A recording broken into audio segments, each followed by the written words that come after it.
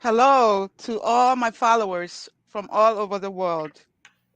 Welcome to the very second podcast of the Talking Drum Show. My name is Beatrice. You can call me Miss B. I'm bringing the show live to you from the beautiful Midwestern state, Missouri. We're also known as the Show Me State. Missouri is the Show Me State. Welcome to the very second. So if you've not watched the first, please go and watch the first show. It was amazing. Today is the very second podcast of the Talking Drum Show. Okay, welcome again. And if you're joining me from West Africa, I will say to you in these following languages: Juwa is in crew. It says welcome. Akwaba in tree, welcome. And if you're from East Africa, I say to you, Karibu, welcome. And if you're from a French speaking African country, I say to you, bienvenue, welcome to the show. Once again, the topic on discussion tonight is a very, very interesting topic that I believe all of us will benefit from because we might know somebody out there that knows somebody that knows somebody that knows somebody that will be interested in obtaining a U.S. student visa. The topic for this discussion today is called steps. It's steps in obtaining U.S. student visa from Africa. Steps in obtaining U.S. student visa from Africa. With me to discuss this very, very important topic is my very own friend, little sister, and it's a little sister to my bestie. So, without wasting any time, I'm going to bring her on board. Her name is Miss Barbara Commodore. She's going to come on board and help me discuss this very, very interesting show topic of today. Please hold on.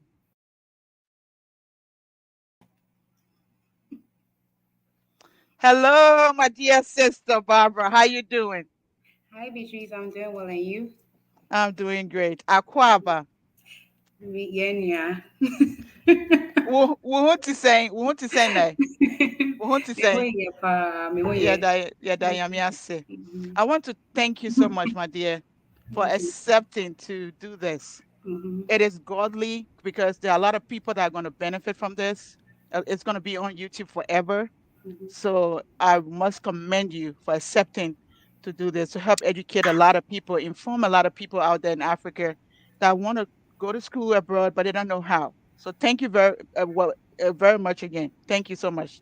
You're welcome. Thank you also for this opportunity.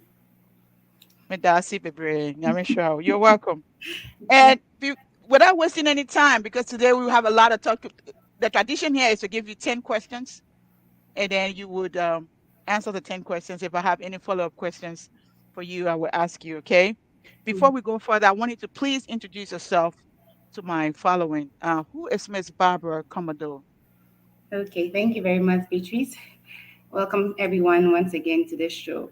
So Barbara is an international student. So let me say I'm done with school, but I'm still on my F1 visa. So I was a student and still an international student.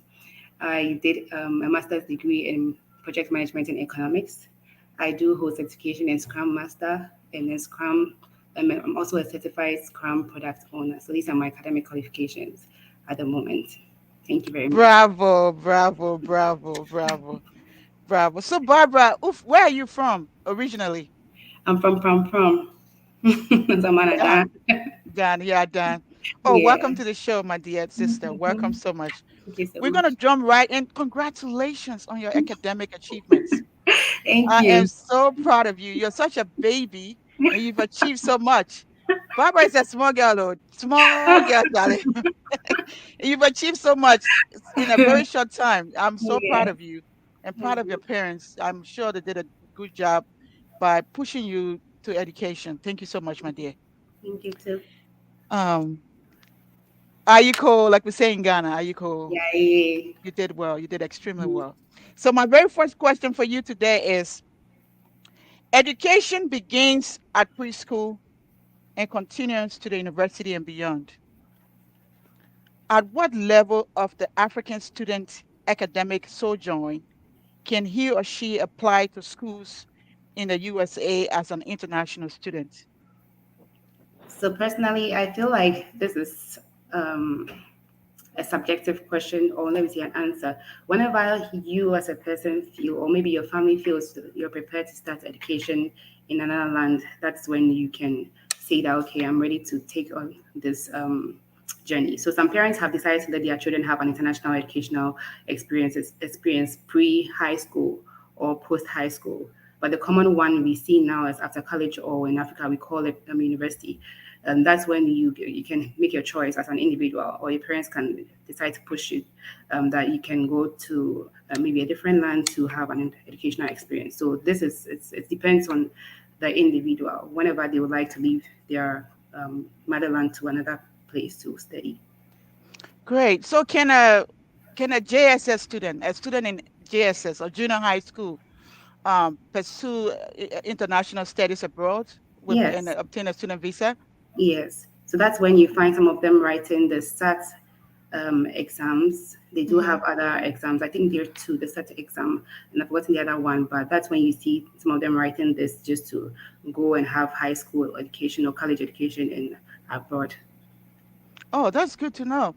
Because our famous celebrity DJ Swish. She's a Mm-hmm. teenager. She's currently studying in the USA from Mm-hmm. Ghana. She's probably still like 15, 16 years old, and she's currently here on a Okay. student visa. So Yeah. viewers, you can study abroad even if you're not done with high school. Mm-hmm. Beautiful, beautiful answer. Beautiful answer. Question number two. What are the basic academic requirements for prospective international students applying to schools in the USA from Africa in terms of GPAs, WIAC, that's the West African Examination Certificate, transcripts, or any required documentations? Okay. So there are a number of things you need to do. So the first thing you have to know is the academic term in which you would like to study. So you know that here in abroad, we have the fall term, we do have the spring term, and some schools also have the summer term. So you have to know when you would like to start your program. So the very first step is get to know when. So if, for example, if you want to have a fall term, start from the fall. That means that you're going to start the application from your study is going to start from somewhere September. If you want to have a spring term, it's also going to start somewhere from January. If you want to have a summer term, then you go on like that. And then the second thing you have to do is research the university. So first of all, I'd always advise my friends that get to know the course that you like to study. Then you can look for universities that have top rankings in that particular course. So for example, if you want to do accounting, look for schools that have high rankings in this program. Okay. And the other step is that you have to know the standardized tests that you need for those programs. Some programs need particular tests that need to be taken. For example, GRE, GMAT. If you're a law student, you have to write a standardized test for law. If you're a dental student, you also have that test that you need to write as well. The other thing that you need to know is that after you have made your applications and get a school to um, accept you, you have to also accept the offer. And then the school will there send you an I-20 that will be issued to you. So that one, you don't have to work on that. The school will issue Okay. you an I-20 and send it over to you. Okay. And then the next thing you have to do is pay for your service fee. That one is also done online. I don't know the amount you have to pay right now, but you have to go online. All of those instructions will be provided for you. So there's an Okay. online that you a place that you have to go make that payment. All these and you make sure that you keep the receipt for the service fee that you've paid because you will need that particular receipt for other applications and all of that. Okay, so your I-20 is very important, and your service fee receipt is so important. The next thing you have to do from there is that you have to know the kind of visa you're applying for. So your school also help you to identify that. Okay, so I am an F1 student. So you have to make sure that when you're applying for your visa, you apply for F1 student visa. And then you go for your application, your interview, and then you can just start packing off when you are done with that. So these are Okay. the yeah. Thank you so much. You mentioned the standardized test. My follow-up question to the second question is that will the African student, take the standardized test? Is it done online or is at an embassy in the respective countries, or how is that done? So for me, I went to a location, a center where they do it. I think somewhere in I've forgotten the name of this place, but it's a city house. City House It, in Accra. Yeah, Yeah, I think. if I'm not mistaken, but Mhm. there are locations, so there are centers for those standardized tests to be taken. So if, for example, you want to take that test, there are there are private teachers or tutors that help you to go through Oh, your test, and then they can also show you where exactly you should go. So, but, I mean, the information is out there. I know City House had, that's where I had mine as well. I know there are other places that could be available. If you for search the for, net, it should be for there prospective students. for prospective students. Amazing, my dear. You great question to question or answer to question number two. Question number three, my dear. Do prospective U.S. student visa applicants need to know someone in the U.S. to show affidavits of support, or they can submit their financial supporting documents from their sponsors in Africa and still be accepted? Oh yeah, I mean it's up to you when your school is demanding or requesting for your financial statement, which shows that is a proof to them that you can pay for the remaining cost or funds for your fees. You can use anyone's financials. For example, I use my dad's financials. So Dada B, baby. oh no, Dada ba. please. Go ahead, go ahead, go ahead. I don't want to spoil the So joke. I Go ahead. don't. So if, for example, if you have maybe an uncle or a Mhm. family friend, somebody that is in abroad that's willing to stand in for this particular cause, you can use their financials. Most people would. It's for now. If you look at the Ghanaian economy, converting the US dollars into the city might be a bit costly. So if you have somebody here in the US, it will be much more easier for them to prove financially that they can help you fund for your school than to use somebody in Ghana. So it's not about whether the person should be from the US or whichever country you're going to or supposed to be from Ghana. Just use whoever has the capability at that point. So if you maybe your uncle in Ghana, your auntie, whoever is able to prove that you can, you have this amount of money requested by your school, you can use their financials. Dada ba, Barbara. I'll see you Hey, dear, yeah, Barbara. Shia hey, Barbara. Yeah, please. this year, Barbara. No, No, please. that'd be, my dear. That's a you know what? The reason why I asked this question is very important question. A lot of people think you have to know somebody in America, you have Oh to have no. somebody in the USA to pay your school fees, you have to have somebody in the USA to provide financial aid. I mean, supporting financial documents. But Mm-mm. thank you so much for stressing that you don't really need to Don't really, have yeah. anybody because you came alone. You didn't you have families here, but you came here alone and you've been Yeah. living on campus all by yourself Mm-hmm. until you graduated. I'm a Mm-hmm. witness to that, Mm-hmm. Yeah. right? Yeah. So there's no cause for alarm in that area. So just whoever is available and has the amount of money in their account, you can use that. They can help you with that. I can help you with that. Thank Mm-hmm. you, sir. That's a brilliant answer, my dear. Mm-hmm. Question number four, you already hit a little bit on it, but me percent we'll call over it again, okay? Question number four, it says a Form I-20 is a certificate of eligibility for approved non-immigrant students issued by the prospective certified school in the USA to enroll into a full-time program. Please tell us what this form fully entails. Okay, so it's a form that's, as I mentioned, is issued by your school, and it just entails the name of your school and its address details, the course or the program that you're being offered, Mhm. the start and completion date. It has the class of admission, whether you're an F1 student or a J1 student, etc. That is the type of visa that you've been granted or you should be granted, and it also entails like the financial estimates, your average cost for a specific period of time. So, for example, if they're demanding 5 months financial statements, the cost will be stated there that maybe they need 35,000 to be proven. So that will be on your I-20, and then the your service ID, that's the one that you pay for to get your service receipt, as I mentioned previously. That number will also be on the form, and the other details are also there, but these are just a few that I'd like to mention. Okay, good. My follow-up question to this question four is that at what phase in the process, okay, or the longevity when you first apply online to the school and you have to take the test, how long did it take you to get that form I-20 issued to you? How long was the process? So mine delayed a bit. So I think it should be a personal one, but I think I'm not sure the how long it takes, but it shouldn't be so long. But so let me say within a month you should have that. But mine delayed for a while. I don't know the reason why. Maybe there were other hitches somewhere. So maybe within a month of your offer letter, you should receive that, and you should keep on contacting them to make sure that they have sent this. If they can provide you tracking, they can do so just for you to follow up. Make sure that within that month of your offer you have received it. If not, you should just contact them and know what's going on. But they will give you that information when they send it out. They will let Okay. you know so you can track it Another from. another follow-up question to this question four is that did you have to pay a fee to take the test in Ghana when you Which took it? that The, the the standard. the standardized test. Did you Yeah, pay a fee? yes.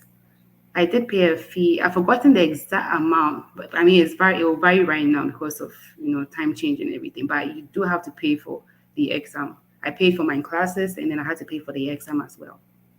When you say pay for classes, man, like you took classes because you Yeah. already had your undergraduate degree and all that, but the classes to take the test, so the fee Yes. was given to a Ghanaian local teacher or you or to So the there were some tutors. You can Mhm, find them online. I got recommendations from somewhere. So mhm. there are tutors or there are some organizations that provide this service.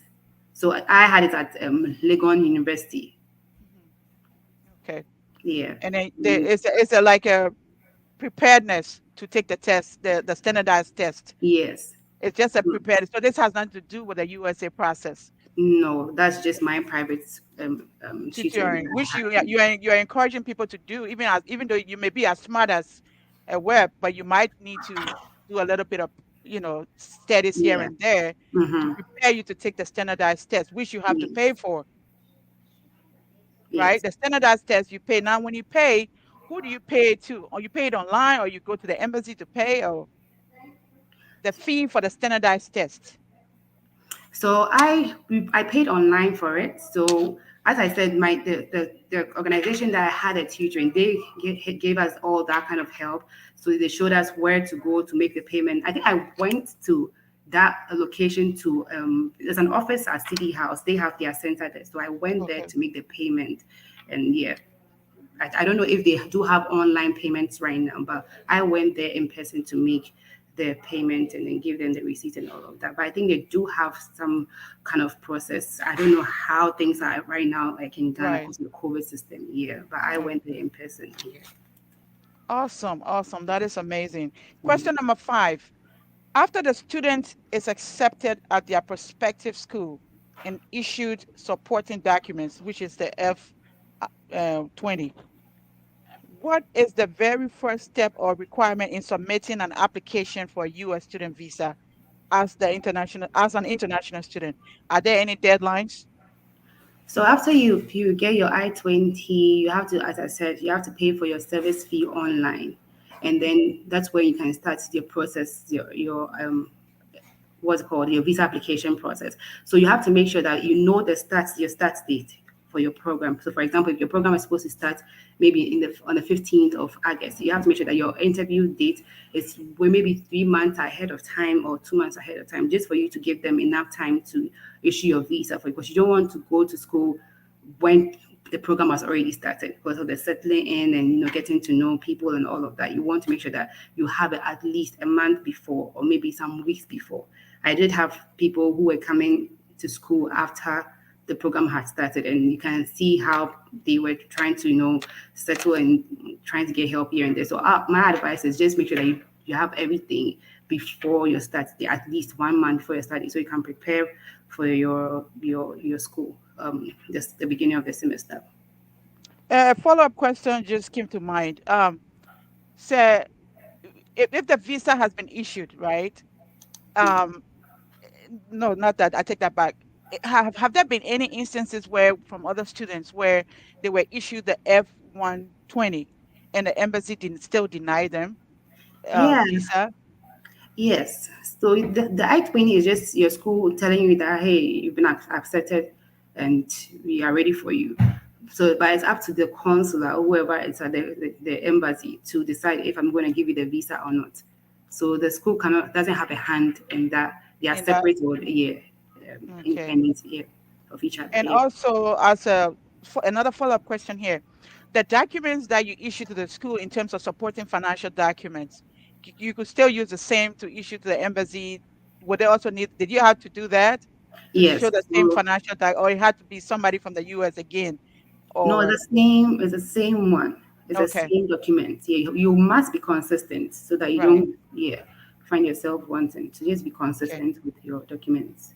awesome. And viewers, these are questions for my followers. I know criminally, if you have anything terrible on your record, you would not be issued a visa to come to this country, Mhm. irrespective of who your dad or mom is. So they do background checks and all that. Question number 6. Are there categories of student visas in terms of the student's ability to work, drive, open bank accounts, or live off campus? Please tell us to the best of your ability the full privileges of an international student with a student visa. Yeah, so I'll just talk from my experience as an F1 student. I mean, there are other classifications or categories of visas, but I'll speak from my experience. So F1, you do have access to everything, every privilege. But when it comes to, for example, employment, there are restrictions by the USCIS. That's a United States Citizenship and citizenship. immigration Yes, services. there are restrictions to that privilege of employment. You can only work 20 hours, that's half time during the school sessions. But during holidays and vacations, you can work full time. So you have to take note of that so that you don't violate any regulations. Bank accounts, yes, you need to have a place where your income comes to you, right? So you do have the privilege of having a bank account here. When you're an F1 student, you can live anywhere you want, provided you feel safe. But most people come living on campus because it's like you want to create a community before you go out there. But when I Okay. was living in my final year, the students, the batch that were coming or that came after me, most of them were pretty much dispersed. So some of them were living off campus and some of them were living on campus. So it depends on how confident you are. If you're somebody who is very independent, some people might want to live off campus. If you have your car and you feel like you wouldn't need any kind of help, you can live off campus. But if you know that you don't know anyone, you can first you want to be integrated before you set yourself aside. I think the best thing is to live off on campus. That's where you meet a lot of people. For Yeah, safety and your ability to get integrated better. but yeah. Yes. So you Mhm. can also obtain a driver's license, right? Yes, you can. You can Okay. obtain a driver's license. I mean, you have all the privileges, but I think the only restriction here is the employment opportunity that's being given to you, so that you don't veer off your purpose. Because most people might stop working schooling and start working full time, and so you came to the US come and study, so you have to make sure that you are within that real. That real. Yeah. Beautiful. Mhm. Beautiful. Dada B. Question Mhm. number 7. Did you live on campus during your studies? If yes, what are some of the challenges you encountered as an international student from Africa? Also, Yeah. were there any advantages being an African, how strict we study back home and here? Was that an advantage for you? Yes, so I lived on campus, as I mentioned previously. I lived on campus because I was so dependent on my family when I was back at home. I wasn't, I didn't know how to live by myself. So when I came, Dada B. no, it's not that. Dada B. Go ahead, my dear. It has Go ahead. nothing to do I'm with spoiling the that. show. I initially didn't want to come and study here. I wanted to be at a place where I have family. And God said, no, I'm bringing you here so you can learn how to be by yourself. So I had to live on campus. I had a community of Africans and some other um, nationalities, people from other countries that were we came together as an international body. I mean, we Right. do have people coming from other countries, so we are all like lost in this country. So you see us clamping together and working together and doing things together. So the first advantage here was that we did have an African community. So, for example, we did have Ghanaian community, Nigerian community, and other countries.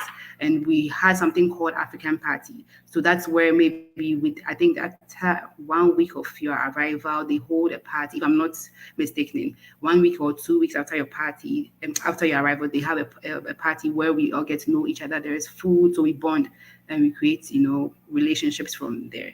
So that's one advantage. So it just helps you to sink in and get feel more relaxed. You do have people that were already here And so they know around, they know what you're supposed to do. If you need some groceries, they can take you around. If you need an apartment, they can help you. All these people are around to help you settle. And so that was one advantage of the Ghanaian or African community. That's Um, good. Another advantage here is that you meet people that are smarter than you. Okay, so for example, I had this Bangladesh friend who was very, very good with stats. I was not so good with stats. I was good, I thought was good, but when I came here, I realized that it was a bit challenging, and so I needed someone who was above me in terms of his IQ or intellectual to help me in that area. So you meet people that are smarter than you, and they are very resourceful. They are ready to help you. It's not like back at home where people are smart and you're trying to be on that level, so they don't want you to match up with them. Over here, Right. they just want to help you because there's no They're willing competition. to help. Yeah, they're willing to help you. So Awesome. I sourced his knowledge, and it really, really helped me. Thank God. Um, Thank God. Faculty, the research facilities are also wonderful. Everything's the resources are just available for you. There's no hitch of glitch somewhere. If you're looking for a software, there are some courses or programs that already provide that software. They are already paid off, and so you just use it for your work and your coursework and everything. And one thing that I like is that I grew up and became more independent very quickly because there's no mom, there's no dad, there are no siblings. You are earning your own money. You are waking up very early to go to work. You are schooling at the same time. You are earning your money. You are deciding what you're supposed to do with your money, how to allocate them, where to go, where not to go, who to associate. So it's like you grow very quickly and become independent, and you see yourself making tough decisions without your parents influencing it. And so these are some of the advantages.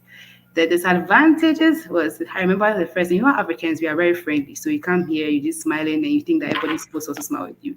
So I Mhm. remember I came on campus, so you meet people, you're saying hi to them and all of that, and they're just looking at you like, who are you talking to? Right. Yeah. Yeah. How are you doing, madam? How are you? Exactly. But we, Uh-huh. So we there was a greet culture. everybody. Yes.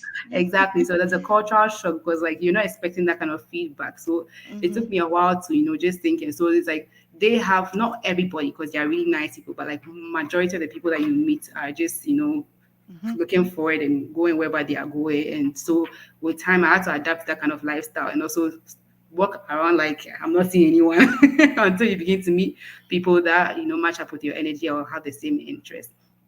And another thing here is that transportation and doing grocery shopping, that's also a challenge. If you don't know how to drive, I think if you're back home, you should start learning how to drive. So when you get here, you can, just better yourself by knowing certain road signs and all those things, the guidelines and everything, so that you can get your driver's license easily. But if you don't, you have to get a friend who is willing to take some time off to help you with all of that driving lessons, and because you need to move from one place to another. There are bus systems and all of that. Not everybody might be able to sink in quickly, and so you need help from there. But as I said, the Ghanaian community or the African community really helped with that. So we had good people who were ready to take us around to buy stuff, to buy clothes, your winter clothing, and all of that. They were ready to do that. There are very good people out there right here. Another thing was if you're a female and you like to change your hairstyles, you might start, adapting to having some kind of hairstyles because doing your hair over here is quite expensive. Right. And you're a student. You should not be thinking about hair. Exactly, but like you Hello. need, you see people looking, you look at your pictures back at home, you're looking very pretty, but you come here, it's like I'm not seeing myself, living up to my standards because you Right. can't really be doing your hair $180, $200, like it's very Yes. expensive. So Very expensive. either you learn how to make your own hair and maybe learn how to, style yourself, or you have to come and make some huge payments here. But most of the time, you see people leaving their hairstyles and it just don't look presentable. So Ube would sell them for like some yeah, mad it's person. just bad. It's just Bad. so. I used to just catch some of my friends and then just do their hair for them because I already had that skill. So That's good. Oh, awesome. yeah, mm-hmm. That's good. Thank And you. yeah. Thank you. Those are great information and great tips for my Mm-hmm. followers. Thank you so much, Barbara. Question number 8. Question number 8. Titi Pajibo is a brilliant high school graduate in Africa who desires to travel abroad for college, but her family is not financially capable of sponsoring her education abroad. Titi is interested in applying for scholarships abroad. What advice would you give Titi? So if the T is listening to me, there are scholarship programs everywhere.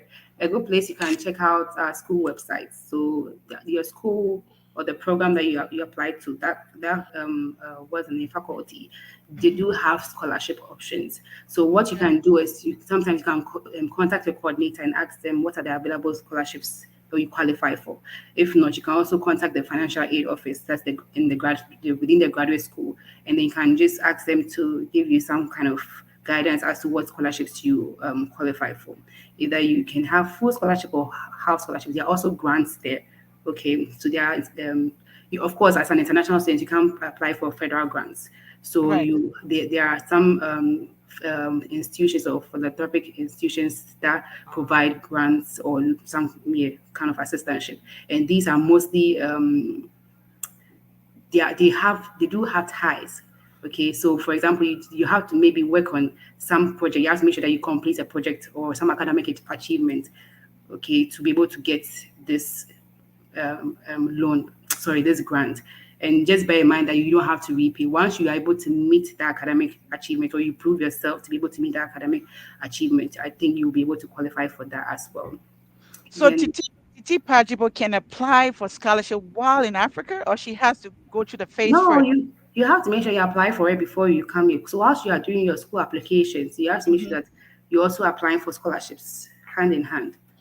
Okay. Because you don't want to come here without scholarship. I mean, people do take that risk of coming here, and then hopefully God helps them to, get a scholarship. But it's not easy because you're in a different man's land, so you don't want to come here stranded. Okay. Yeah. So make sure that you do have some scholarship, even if it's not full, at least half, so that you have to work 20 hours only to be able to fund for the remaining. Because think For about the your remake. housing, your feeding. Sometimes you have people from Africa, your parents or whoever, asking for money and all of that. So you have to make sure that you sorted out in that area before You you have a come means in. of paying your school fees. Can the 20 hours a week income? I know you were working the whole time, even though you didn't have to because daddy was there, but let's leave that private. So can the 20 hours a week income be able to pay the remainder of your school? Let's say somebody is able to help you with a year of because the school only look for 1 year, right? So Mhm.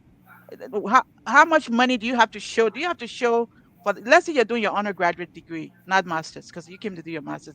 Do you have to show to the school that your ability to pay for the whole 4 years, or you can just show you have to show only 1 year?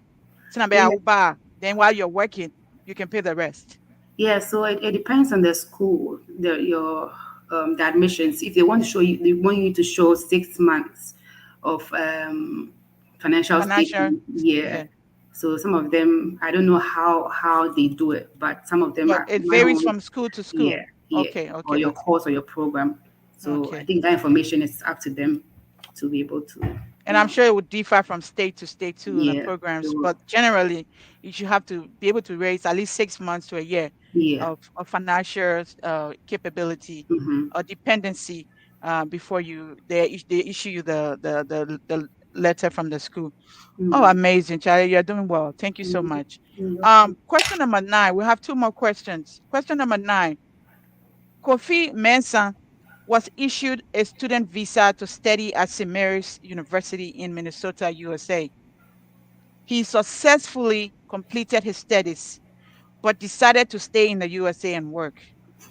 How would you advise Kofi to proceed with his quest, knowing his student visa will expire and definitely not be eligible for renewal? Wait, before you let me just tell you something. Okay, yeah, When you're an international student, just make sure that your visa is always valid. You don't want to be here with an expired visa, especially if you know that you're about to end your program. So what I would advise is that before you end the end of your program, so maybe 6 months or 3 months, right? The best thing to always do, maybe 6 months before your visa, if your program ends, make sure that you have renewed your visa. So, if, for example, if you have to go to Canada or back to Ghana or wherever to go and renew your visa, just make sure that your visa is always valid. Don't wait for it to get to this extent because once your program you complete your program and then you have exhausted your work authorization period, mm-hmm. uh, you might find yourself wanting. So if Kofi is listening to me, the best thing to do right now is to contact your designated Muslim immigration specialist from the International Student Office, and then let them give you the options that you're supposed to go through to go to secure your stay here. But don't wait for that to happen to you. Is that a guarantee that after you complete your studies and you want to stay, there's a is the path to updating your status, is it as easy as it sounds? So when It's you're it done, mhm. mhm. Is it easy to obtain? So when you're done with school, the Mhm. US gives you the opportunity to work here for a year for Oh, non-STEM programs. see, I didn't know that. Yeah, so for Hmm. non-STEM programs, you have just 1 year to work here, and that's what we call the OPT, the optional practical training. Okay, the Okay. OPT. Yeah, Okay. but if you do you studied a STEM course, you do have 2 years extension after your 1 year has been exhausted. Okay. So what people do, or what I enjoy advise other people to do, is that make sure that when you are applying or you're looking for a job, make sure that you get a company that is willing to sponsor you, Okay. so that even if your 1 year is exhausted and all of that, you don't have any problem. Some people are lucky enough to meet people over here, then you get married within that period, and then Okay. everything is established here. But if you just have the non-STEM program, just 1 year. If you do have non a STEM program, you have 2 more years of extension. Yeah. Okay. I have a follow-up question to question 9. So if a student, I've heard this before. A few friends came on student visa. They Are you required? Is it mandated to take a certain amount of credits, or you could go as slow as a tortoise, so that you can so answer that question for those who like to do stuff like that. They intentionally will add like omabo, like on T subject and I say, or very repeat and I say, let me speak English. Or is it you don't understand my question, right? So please answer. I don't want to measurement person can be answer maker. Okay, go ahead. Yeah. So I had a situation. Okay. So what I know is that as an international student, you don't have that kind of privilege to just relax and be doing your program at your own time and all of that. You're just going to follow the system or the Okay. process just to complete your program. But they do have situations where somebody might have like an ailment, a critical ailment. Even with that one, you need to prove it. You really need to prove it that this has really happened to you, and you have all those documentation to prove it. That's when maybe they'll give you that luxury of taking your time to complete your course. Okay. But for example, I had an issue. I wouldn't want to go deep into, but I had an No, issue don't put your with make no, say I, personal there make yeah, I had Okay. an issue, and Okay. then even with that, when I gave it to them, because I wasn't in that, I didn't have that ability to focus in school and Hmm. all of that. But even with that, they said that wasn't enough proof to give Okay. me that luxury. Luxury So of time. yeah, of Yes. time. So it needs to be very valid. Now, what if the person, if you're like, what if the person is a slow learner and the person wants to, instead of taking, well, you have to take probably 12 college credits. Is it for the graduate studies, or can they say maybe I want to do 2 classes, like 6 credits, um, Yeah, instead of doing 12 as a full time, or 9, like yeah. 3 classes? So if, for example, let's say you're within a semester, maybe you're supposed to take maybe let's say 3 courses. Mm-hmm. you you think that you can't take it. I think you have to what you can do is to speak with your advisor. Okay. That's why you have your advisor there, so that you can see what your conditions may be.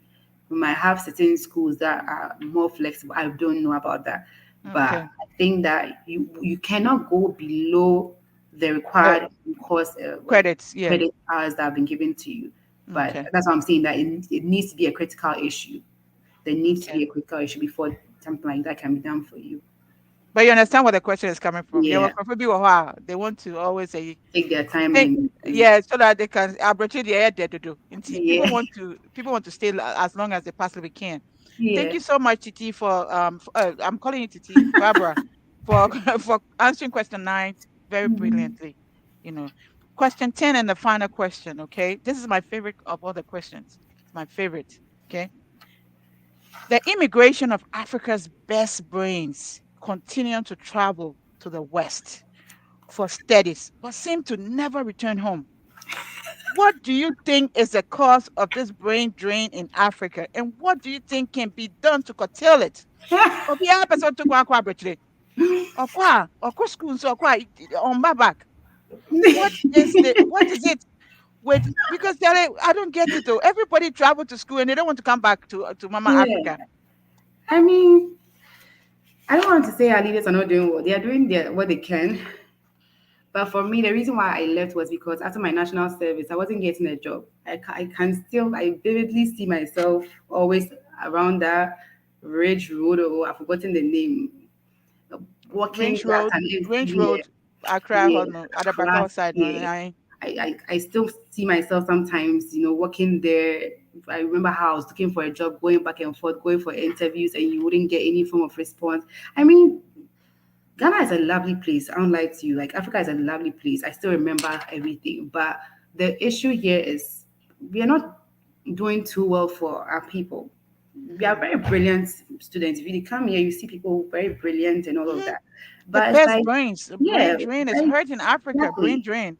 Yeah, but It's after school, after national studies, I feel like they just leave you alone. If you're not lucky to have a place where they retain you, then it's like you're on your own. I remember I met people, they connected me to people just saying that you try this person, go to this office, submit your resume, and it's like you don't even hear anything from them. I had an experience where I was connected to somebody. I'm not going to give information, and the person ended up wanting to, have an affair with me before the oh person would give Lord, me a job. So if these kind of things are Africa. happening and you have the Hmm. opportunity to study, why not? Why And when you not? go back, you come here and you realize how smooth the system is. If you apply for a job, you definitely get feedback. Even if you didn't, you got rejected. You have some feedback that will have been rejected. But Ghana, you might not even get any feedback from Any them. feedback? Yeah, Oh, from Charlie. them and all of that. So I think that's the system. I mean, our leaders need to do something about our employment systems. Another thing is peer influence. So most Okay. of the time, you see your student, your mates going to abroad, taking pictures in the snow, looking all flashy and everything. If you compare That'll be. your life to them, it's You like want some. you want some of that You experience. want some of that experience. But one thing I You want always some of tell that from my experience. friends is that most of these things are not as you see it. We do have our struggles. You come here and you're struggling where you're working and you're living by yourself, paying for this. Sometimes you work and then half of your money is going to rent and all of that. I Hmm. mean, there are other things that we struggle with. But we don't see it. We just show the pictures and everything. So people back at home think that, oh, you're doing very well, Hmm. you're looking this and that and that. So they also want to have that experience. It's fine. I would encourage people to, take the opportunity if it comes your way. Another thing here is that That it um can. yeah, there are speculations that there are better opportunities here, and it's true. It's I've true. experienced it here. That is true. I can see that there are opportunities here. Once you are good at it, sometimes just networking, that's a job for you without them asking for any favor. But in Africa, you network, and then the next thing is the person who's looking for a relationship from you, and you Especially if have you're young and a a young beautiful girl woman, here. they So want to take I advantage of you. exactly I experienced that twice. This is somebody that I met during a conference, and the person became a friend, and I just even needed an internship without pay. Hmm. I just thought I want an internship without pay because he might not want to employ me and all Just of to that. have the experience on your resume. Say, why you want to say? Because I was done with Like, the national service. This person said, no, you're supposed to be in a relationship with me before. And I'm like, how can I do this? You're married, So it was just all of these things. When the opportunity came, my friend was like, try the school. I was like, what am I waiting for? I'm just going to go for it. especially So if daddy can at least sponsor your education, yeah, you know. or you have some kind of hope somewhere. Just go for it. So there are better opportunities here and all of that after school, and even during school, like when you're in school, we have something called CPT, that's the curricular practical training. Whilst you are doing your program, you can have that academic requirement from your program that says that maybe you're supposed to work and get some credits. So all of these things also add up to your work experience, and it's lovely. And the last thing I'll say is sometimes destiny. Sometimes you're supposed to leave your home and go to You're another supposed land. to be the abroche. Yeah. Nyaki there chrome. So it's Uh-huh. destined for you It's to be here. So it's that's why needed. it come and you just it becomes so Exactly. smooth in Mm-hmm. pursuing it. Yes. Oh, So Barbara, yeah. I'm happy for you. Congratulations on Yes. all your achievements Thank and we thanks we say a big thank you to Daddy for sponsoring your education abroad. It's Mm. been a pleasure, Barbara Commodore. Wait, Thank you. We come to the end of this beautiful second podcast on the wait, Talking please, Drum Daddy did not show. It sponsor was my. oh, Daddy, thank you, Daddy, Mr. Commodore.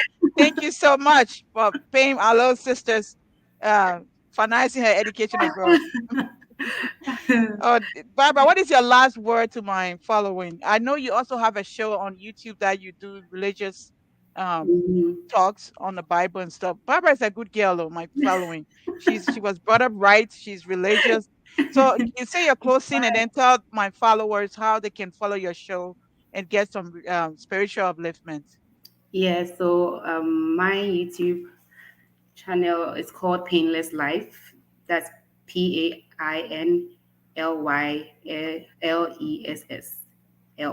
Painless Life. Okay, so the last thing I will tell my listeners or your listeners is that when you come here, one thing I see is, or what I've heard here is, when you come together, you hear most of your friends saying that, hey, the way I prayed before I got here, the way I was Challenge is trying to smarting. get, so It's you could people on see fire if it's no parkour.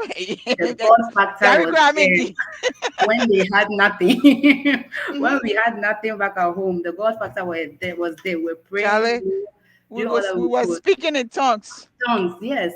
But Hey. when you come here and it's like you forget about God easily because Mhm, everything is just falling in place for you. You're being paid your stipend, you're mhm, having your own space, you're having education wise, everything is going well, you're connecting with people and all of that. So it's easy for you to forget God. Very easy for you to forget about God and all of that. Because I've seen some of my friends, fall out of place. mhm, Over here, relationship, women, it's very easy compared to back in Africa. Some of my friends will say that African girls, they have to keep on twisting and turning before you accept them. Over here, it's much easier. So you can easily fall into those traps and you can lose God. So what most mhm, people do is that they end up being, they allow these things to cloud them and they lose track. But you have some people who know where they want to be. They have planned for their lives. They know that after school, I want to get a job. So some of them, you see that they'll be applying for jobs while they're in school. So even mhm, before they mhm, complete school, they've already secured a job. But mhm. if you're not focused, you might be just doing a course in program and chilling on the side and all of that. And when you're about to complete school, you realize that, oh, I now have to apply for a job. And you know how long that takes. It takes some time for you to find a job. So why don't you focus on your course and then focus on the reason why you came here. After that, Yes, every other thing is there for you. But don't forget about God because you will remember God again, especially when you start looking for a job. You remember yes. Him again. Right, You right, know, right. meditation, all of that. So just keep Him on the side as well and just balance your life with that. Yeah.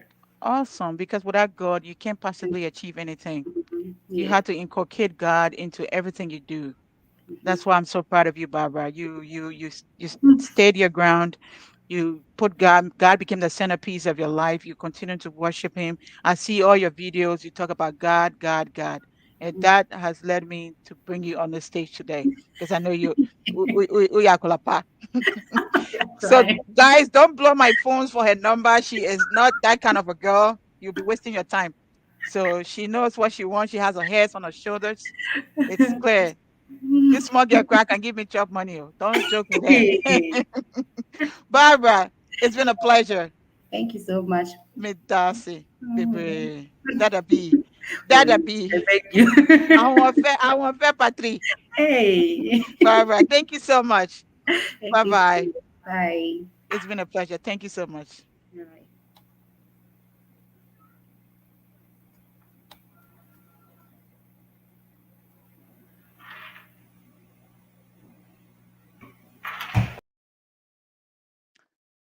That can bring us to the end of this second amazing, informative, for me, educative as well.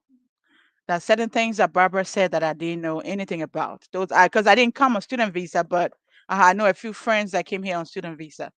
So my followings, if you enjoy the show, if it was informative for you, please don't hesitate to give me some stars to share, share, share. I have a lot of great topics coming up in the subsequent weeks. So please continue to follow me. I want to thank all of you for subscribing to my channels, my social media handlers. I'm on Twitter, I'm on YouTube, and I'm on Facebook. Talking Drum is here to stay. Thank you so much. It's been an amazing show. And I want to thank my little sister, Barbara Commodore, for accepting to do this. And like I said, it's been power packed. If you missed it from the beginning, please do yourself a favor to go back and watch it again. I put those questions together. I'm sure they were very, very interesting and educative for all the followings, all my followers, wherever you are. Once again, I want to thank you. This brings us to the end of this the very second podcast of the Talking Drum Show that is here to stay. Thank you so much.